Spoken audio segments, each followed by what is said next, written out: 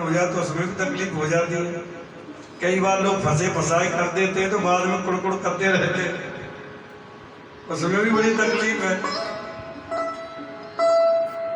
लेकिन राम नाम का रत्न ऐसा है, ऐसे ना कोई चोर ले सकता है, ना कोई डाकू ले सकता है। जितना खर्च करते हैं उतना बढ़ता है। ऐसी कोई दुनिया की चीज नहीं है जिसको खर्च करो और वो बढ़े। एक राम नाम ऐसा मंत्र है, ऐसा धन है कि जितना खर्च करोगे उतना बढ़ता चला जाएगा। तो रुक्मणी जी कहती है संतों के पास आपके नाम का खजाना है प्रभु, आपके नाम के खजाना है, आपके नाम का भंडारा रहता है तो वो उसी में आनंद रहते हैं, उसी में मस्त रहते हैं। सबसे बड़े सुखी तो वो संत महात्मा ही हैं, सबसे बड़े तो सुखी संत महात्मा ही हैं। आचार्य सुखदेव जी कहते हैं राजन, आगे चल करके राघवेंद्र के याद जैसे काशी नरेश में एक राजा हुए थे जिनका नाम था पौंड्रिक। पौंड्रिक ने भी भगवान कृष्ण की तरह ही महाराज चक्र बनवा लिया, 2 हाथ और लगवा लिए और कहने लगा था मैं ही कृष्ण हूं। बटन दबाए तो चक्र चलने लग जाए। मरक कस्तूरी शरीर पर लगाए, काला काला हो गया और अपना नाम पौंड्रिक कृष्ण वासुदेव रख लिया। अब सारी प्रजा उसे भगवान मानने लगी, उसकी पूजा अर्चना करने लगी। महाराज जय पौंड्रिक वासुदेव। तो भगवान ने पौंड्रिक वासुदेव के कृष्ण पर पत्र लिखा कि मैं भगवान हूं, लाखों लोग मेरे भक्त बन गए हैं। उद्धव के साथ मेरे प्रभु पधारे तो उस पौंड्रक का भी भगवान ने उद्धार कर दिया। महाराज पौंड्रक वासुदेव का उद्धार किया और उसे मुक्ति प्रदान कर दी। भगवान ने सोचा इसने मेरा नाम रूप धारण तो किया और याद करता था, नाम रूप धारण करते वक्त भी तो मेरी याद करता ही था, इसीलिए इसे मुक्ति प्रदान करता हूं।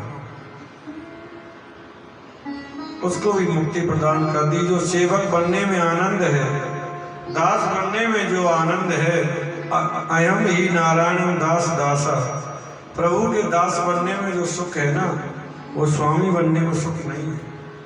इसलिए गोविंद के चरणों के दास बनो, स्वामी बनने की आकांक्षा मत करो। सुखदेव जी कहते हैं राजन, नारद जी जब प्रभु की लीलाओं को दर्शन करने के लिए आए तो वो भी चकित रह गए। महाराज 16,108 भवन बने हुए हैं और जहाँ भगवान कृष्ण ने द्वारका लीलाओं का चिंतन वर्णन कर रहे हैं, कहीं भगवान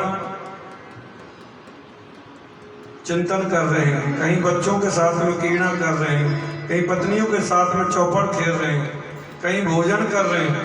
नारद जी जिस कक्ष में जाएं वहीं भगवान नजर आए। नारद जी को बड़ी चक्कर में पड़ गए। महाराज सिर चक्कर आ गया, ये क्या चक्कर है। इसलिए भगवान में रानियों के बीच में खेल रहे हैं, कृष्ण ब्रह्मचारी हैं, इसलिए मनी होकर के व्यक्ति जब राम नाम का चश्मा जब लगा लेता है, राम नाम के चश्मे से देखेगा तो सब समझ में आ जाएगा। नारद जी ने भगवान के चरणों में प्रणाम किया, प्रभु ये क्या लीला आप कर रहे हो मेरे साथ में।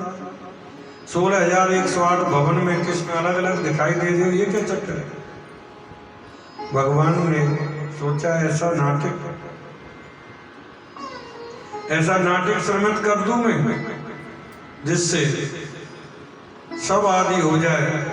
आगे चल कर के भगवान ने जरासंध आदि का वध की लीलाएं की हैं। सुखदेव जी कहते हैं राजन, भगवान इंद्रप्रस्थ में आए थे, पांडवों से बोले आप लोग नई राजधानी बनाओ, राजसूय यज्ञ करो और मुझे मालूम है क्या आपसे राजाओं को जीत लिया है, क्या सभी राजा आपके पक्ष में हैं, सभी राजा आपके पक्ष में हैं। पांडवों ने कहा और सब तो हमारे पक्ष में है ही, लेकिन मगध का सम्राट जो जरासंध है वो हमारे पक्ष में नहीं है। उसके पास सेना इतनी है कि उसे कोई जीत नहीं सकता। भगवान ने यहाँ एक नीति की बात कही कि जिस व्यक्ति के द्वारा हजारों निरपराधों को कष्ट दिया जाए, ऐसे व्यक्ति को धोखे से मारने में भी पाप नहीं लगता। इसलिए प्रभु ने भीमसेन को पंडित जी बनाया, अर्जुन को भी पंडित बनाया, ब्राह्मण का रूप लेकर के जरासंध के यहाँ पहुंच गए। और जरासंध ब्राह्मणों से बहुत प्रेम करता है। क्यों? क्योंकि जब भगवान मथुरा पर जब उसने चढ़ाई की थी ना, तो 18,000 ब्राह्मणों को पूजा पे बिठा के आया था। तो भगवान रण छोड़ के भाग गए थे, तब से ब्राह्मणों में उसकी बड़ी श्रद्धा है। अब तो भीम, अर्जुन और भगवान कृष्ण ब्राह्मण का वेश बना करके जरासंध के यहाँ पधारे। जरासंध ने बड़ा स्वागत किया। आओ ब्राह्मण, आपका स्वागत है, पधारिए महाराज। 3 ब्राह्मण मेरे यहाँ, आप तो बड़ा सौभाग्य मेरा। भगवान बोले अभी तो हम महाराज हिमालय से चले आ रहे हैं, तपस्या से अभी मन किया तो चलो राजा से मिल के आते हैं। जरासंध ने कहा मैं कोई दानी नहीं हूं, मैं कोई महाराज दानी नहीं हूं, पर आपने द्वारकाधीश का तो नाम सुना ही होगा। जरासंध स्वयं उनकी भगवान की बड़ाई कर रहा है। आपने द्वारकाधीश का नाम तो सुना होगा। जब द्वारकाधीश से 17 बार में हार गया तो 18वीं बार में आप ब्राह्मणों को बिठा करके गया था, तो 18वीं बार में जीत गया। कृष्ण बड़ा पराक्रमी है, लेकिन आप सब लोगों के प्रताप से, भजन से मेरी विजय श्री हुई, तब से मेरी बड़ी ब्राह्मणों को श्रद्धा है। तो भगवान के सामने उनकी बड़ाई कर रहा है। बताओ क्या दें, क्या सेवा करूं मैं आपकी, बताइए। मेरे प्रभु ने मांगा कि युद्धम नो देहि राजेंद्र दुंदुसोति मनीयसे यत्रार्थो वयं प्राप्त राजन्याना कक्षति। यदि देना ही चाहते हो तो महाराज एक ही बार दे दो, हम तीनों में से किसी के साथ युद्ध कर लो। जरासंध ने कहा ब्राह्मण और युद्ध, ये कुछ बात जची नहीं महाराज। हम लोग ब्राह्मणों से, पंडितों से लड़ते नहीं हैं, हम लोग नहीं लड़ते। मुझे 3 वचन भरवा लिए हैं आपने, इसीलिए वचन में मुझे बांध लिया है। ठीक है, युद्ध में तुमसे करूंगा, लेकिन पहले अपना परिचय दीजिए, आप कौन हो। भगवान परिचय दे रहे हैं। मेरी दाहिनी तरफ में जो खड़े हैं वो भीम है, और बाईं तरफ में खड़े हुए हैं वो अर्जुन है। अच्छा, तो ये पांडव हैं, और तुम कौन हो? भगवान ने कहा तुम तो मुझे जानते ही हो।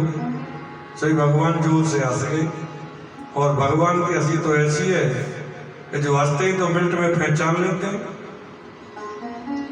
मैं तो तुम्हारा पुराना शत्रु कृष्ण। अच्छा, तो पांडवों को साथ लेकर के आया है। देखो तुमसे तो मैं लड़ूंगा नहीं। क्यों नहीं लड़ूंगा? क्योंकि तुम तो रण छोड़ के भाग गए, तुमसे लड़ने का तो मतलब नहीं है। अभी बड़ी बड़ाई कर रहा था, कृष्ण बड़ा पराक्रमी है, 17 बार मुझे हरा दिया, और तुम रण छोड़ के भाग गए, इसलिए तुमसे नहीं लड़ूंगा। अर्जुन मेरी टक्कर का नहीं है, हाँ भीम थोड़ी मेरी टक्कर का है, भीम के साथ मैं युद्ध कर सकता हूँ। तो महाराज जब भीम का नाम लिया तो भीम की तो चौड़ा हो गया एकदम। ठीक है, भीम के साथ करो। भीम को बड़ा अभिमान हुआ, मान के दोनों को फेल कर दिया, मुझे ही सिलेक्ट किया। अब तो महाराज जरासंध और भीम में बड़ा युद्ध छिड़ गया। पहले जब युद्ध होता था बड़ी नेम के साथ में युद्ध होता, दिन भर युद्ध चलता, शाम को उनकी सेवा करता, भोजन कराता, सुलाता, खिलाता पिलाता, सब कुछ करता, और प्रातः होते फिर युद्ध प्रारंभ हो जाता।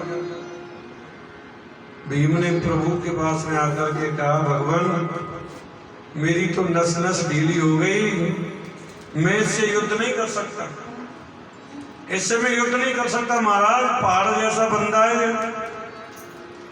यहां से भाग चलो नहीं तो ये मर जाएंगे हम तो। भगवान ने कहा, भीम तुम लड़ते तो हो लेकिन दिमाग नहीं लगाते, लड़ते तो हो लेकिन मेरी तरफ नहीं देखते हो, मेरी तरफ ख्याल किया करो, मेरी तरफ देखा करो। तो महाराज भगवान ने कहा ठीक है, अब जब प्रातः युद्ध होगा तो मेरी तरफ देखना। तो भगवान ने एक तिनका लिया, तिनके को ऐसे चीरा और चीर करके दोनों दिशाओं में पटक दिया। तो ऐसे ही महाराज भीम ने उसको चीरा, दोनों पटकता है तो फिर जुड़ जाता है, मरता नहीं। लड़ते लड़ते शाम हो गई, भीम ने कहा अब तो भाग चलो, ये मरने वाला नहीं है। भगवान ने कहा, भीम तुम देखते तो हो लेकिन ध्यान से नहीं देखते, उस तिनके को मैं उल्टी दिशा में पटकता हूं, तुमने उसको चीरना है बीच में से और उल्टी दिशा में पटकना जिससे वो जुड़े नहीं। तो महाराज भीम ने ऐसा ही किया, उसको चीरा और उल्टी दिशा में पटक दिया। तो महाराज जरासंध का गोविंदाय नमो नमः कर दिया। बोल बाल कृष्ण लाल की। आगे महाराज इंद्रप्रस्थ में आकर के राजसूय यज्ञ किया। महाराज यज्ञ का शुभारंभ में एक प्रश्न रखा कि यज्ञ में सबसे पहले किसकी पूजा की जाए। शिशुपाल के सामने ही सहदेव ने कहा कि सबसे प्रथम के अधिकारी तो भगवान कृष्ण है, और शिशुपाल के सामने ऐसे कहें। शिशुपाल ने कहा वो ग्वारिया पोखर का पानी पीने वाला 2 दिन से द्वारका का राजा बन गया तो प्रथम पूजा का अधिकारी। महाराज गालियां देनी शुरू कर दी। तो पांडवों के सामने कोई गोविंद को गाली दे